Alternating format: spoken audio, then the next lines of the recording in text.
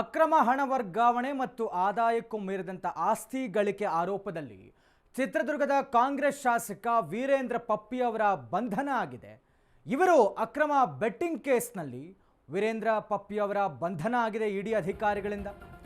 ತಡರಾತ್ರಿ ಸಿಕ್ಕಿಂನಿಂದ ಕೈ ಶಾಸಕನನ್ನು ಕರೆತಂದಿದ್ದಾರೆ ಇಡಿ ಟೀಮ್.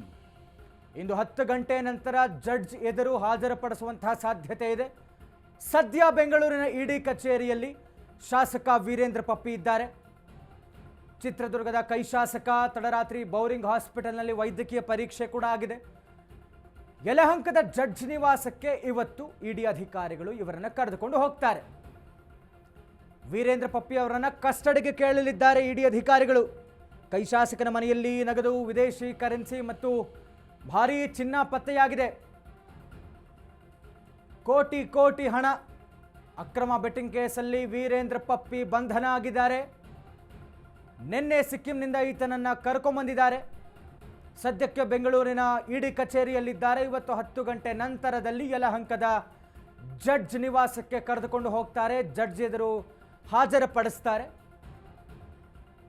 ನಿನ್ನೆ ವೈದ್ಯಕೀಯ ಪರೀಕ್ಷೆ ಕೂಡ ಆಗಿದೆ ವೀರೇಂದ್ರ ಪಪ್ಪಿ ಅವರಿಗೆ. Is all right. ಹೀಗಾಗಿ ಇವತ್ತು ಜಡ್ಜ್ ಎದುರು ಇವರನ್ನು ಕರೆದುಕೊಂಡು ಹೋಗ್ತಾರೆ. ಒಂದು ರೀತಿಯಲ್ಲಿ ಇಡಿ ಅಧಿಕಾರಿಗಳೇ ಶಾಕ್ ಆಗಿದ್ರು. ಇವರ ಇಷ್ಟೊಂದು ಹಣದ ಮೂಲವನ್ನು ನೋಡಿ ಕೆದಕ್ತಾ ಹೋದ್ರು. ಎಲ್ಲ ದಾಖಲೆಗಳನ್ನು, ಮಾಹಿತಿಯನ್ನು ಇಟ್ಟುಕೊಂಡು ಸಿಕ್ಕಿಂನಲ್ಲಿ ಸಿಕ್ಕು ಬೀಳುತ್ತಾರೆ.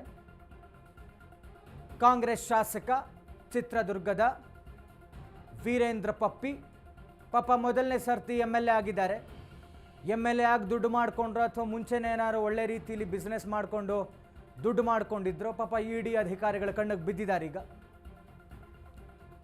ಅಕ್ರಮವಾಗಿ ಬೆಟ್ಟಿಂಗ್ ಆ್ಯಪ್ನಲ್ಲಿ ಹಣವನ್ನು ಡಬಲ್ ಮಾಡೋದಕ್ಕೆ, ರೊಟೇಷನ್ ಮಾಡೋದಕ್ಕೆ, ಒಳ್ಳೆ ಬ್ಯಾಕಪ್ಗೋಸ್ಕರ ಕೋಟಿ ಕೋಟಿ ಹಣವನ್ನು ಬೆಟ್ಟಿಂಗ್ ಆ್ಯಪ್ನಲ್ಲಿ ಹೂಡಿಕೆ ಮಾಡಿದ್ರಂತೆ.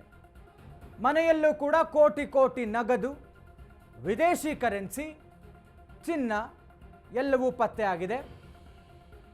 ಹೀಗಾಗಿ ಬನ್ನಿ, ತಮ್ಮ ಹೆಚ್ಚಿನ ವಿಚಾರಣೆ ಅಗತ್ಯತೆ ಇದೆ ಅಂತ ಕರ್ಕೊಂಡ್ಬಂದಿದ್ದಾರೆ ಇಡಿ ಅಧಿಕಾರಿಗಳು.